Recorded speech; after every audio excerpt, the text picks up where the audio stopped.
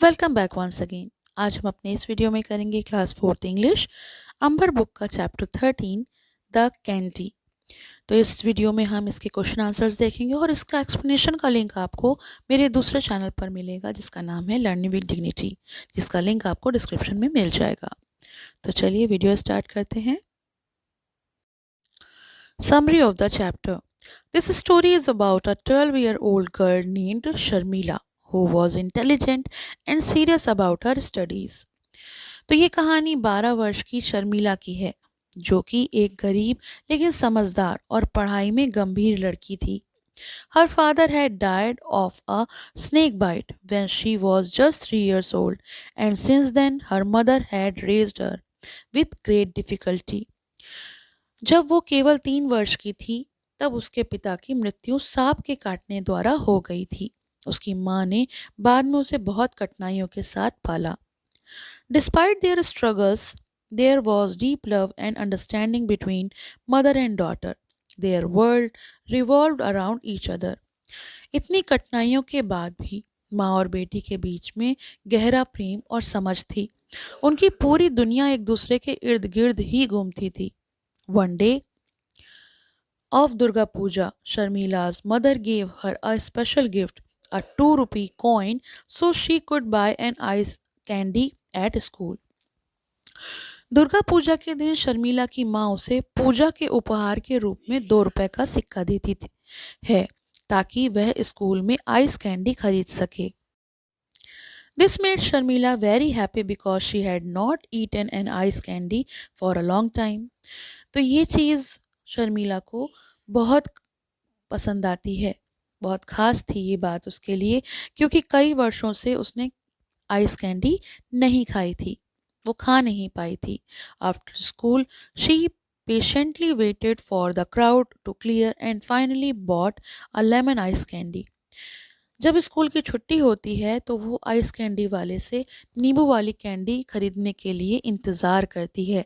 The first test felt like a dream come true, और वो उसे खाकर बहुत खुश होती है, जैसे मानो उसका सपना पूरा हो गया हो।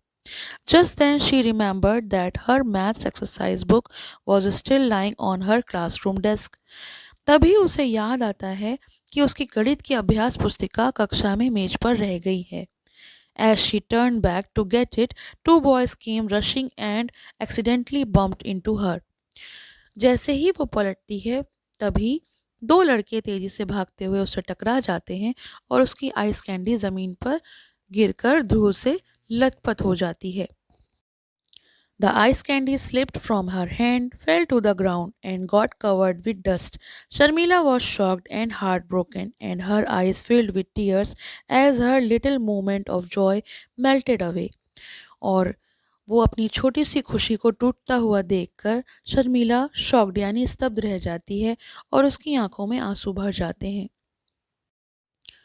Read and answer question number A. Identify the errors and right the correct sentence. वाक्यों में गलती पहचान कर उन्हें सही करके दोबारा लिखना है। First one, Sharmila was 13 years old. Sharmila 13 वर्ष की थी। गलत। Sharmila was 12 years old. Sharmila 12 वर्ष की थी। Second, the ice candy man visited the school every day. Ice candy वाला हर रोज स्कूल आता था। गलत। The ice candy man visited the school every Tuesday and Thursday. Ice candy वाला हर मंगलवार और गुरुवार को स्कूल आता था। थर्ड, शर्मिला's मदर गेव हर अ 1 rupee कॉइन। शर्मिला की माँ ने उसे 1 रुपए का सिक्का दिया था। गलत। उन्होंने उसे 2 रुपए का सिक्का दिया था। Fourth, Sharmila waited patiently for the crowd around the ice candy man to increase. Sharmila वहाँ पर बहुत इत्मीनान से भीड़ के हटने का इंतज़ार कर रही थी या बढ़ने का। तो आंसर है decrease. Sharmila waited patiently for the crowd around the ice candy man to decrease. Fifth, the spirit of Lakshmi Puja was all over the village. पूरा गांव लक्ष्मी पूजा की भावना से भरा हुआ था। Wrong. The spirit of Durga Puja was all over the village. पूरा गांव दुर्गा पूजा की भावना से भरा हुआ था। Sixth, Sharmila bought an orange ice candy. Sharmila ने ऑरेंज आइस कैंडी खरीदी थी। Wrong, Sharmila bought a lemon ice candy.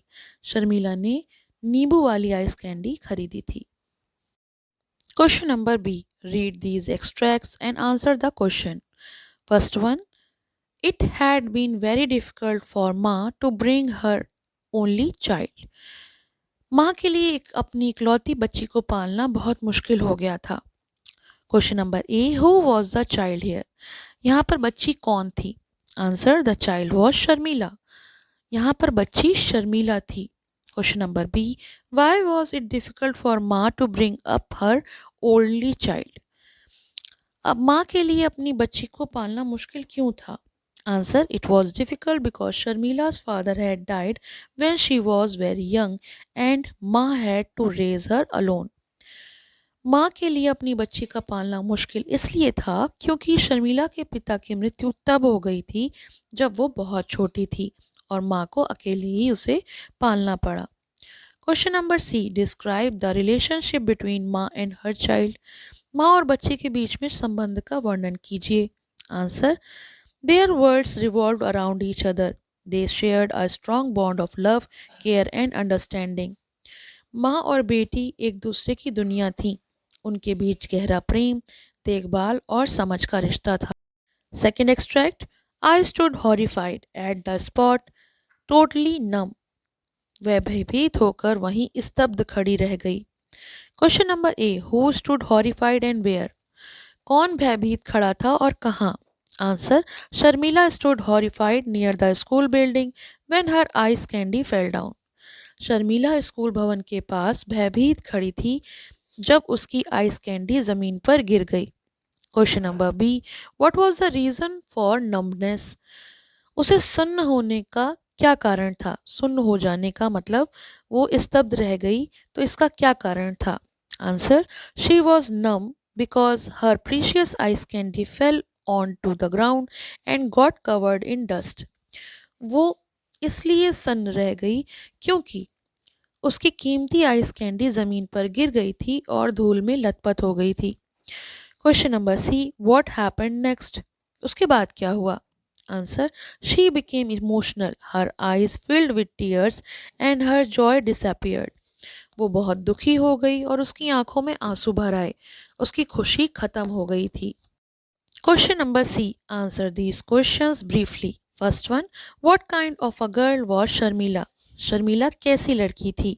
Answer, Sharmila was a 12-year old intelligent and serious student. Sharmila 12 वर्ष की बुद्धिमान और पढ़ाई में गंभीर रहने वाली लड़की थी। Question number two, how and when did Sharmila's father die। Sharmila के पिता की मृत्यु कैसे और कब हुई? Answer, her father died of snake bite when she was 3 years old।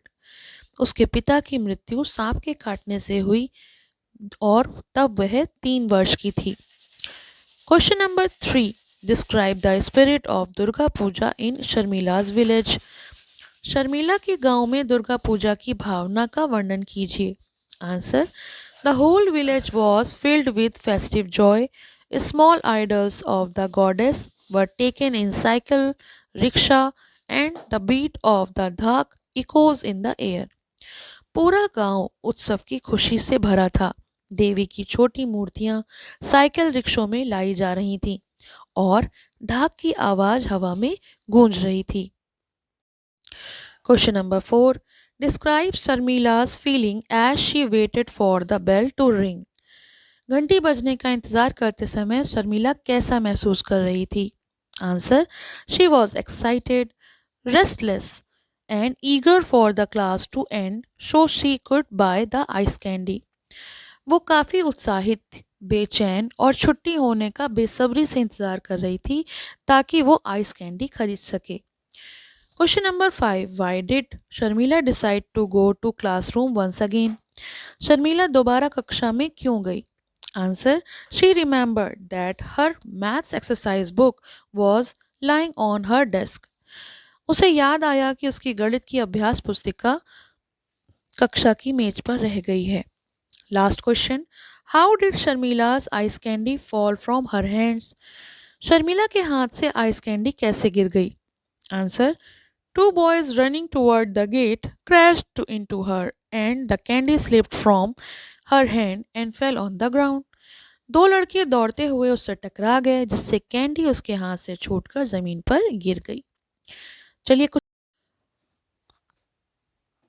What was the name of the girl in the story? Answer. Sharmila. How old was Sharmila? Answer. 12 years. Which subject was being taught in the class? Answer. Geography. On which festival day did the story take place? Answer. Durga Puja. Question number 5. What did Sharmila's mother give her to buy the ice candy? Answer. 2 rupees coin. How much money did Sharmila receive? Answer. 2 rupees. Which flavor of ice candy did Sharmila buy? Answer. Lemon flavor. What instrument sound filled in the village during the festival? Answer. Dhak. Question number 9. Which book did Sharmila forget in her classroom? Answer. Mathematics. What covered the ice candy when it fall? Answer. Dust. तो I hope आपके लिए ये video helpful होगा. अगर आपको इससे related कोई और क्वेश्चंस या एक्सरसाइज चाहिए तो आप मुझे कमेंट बॉक्स में लिखकर बता सकते हैं. ये इस बुक का लास्ट चैप्टर था. आपको इसके डिस्क्रिप्शन में इस बुक की पूरी प्लेलिस्ट लिंक मिल जाएगी तो आप वहाँ से देख सकते हैं. Thank you for watching. Have a nice day. पसंद आया हो तो लाइक करें, शेयर करें और चैनल को सब्सक्राइब करें.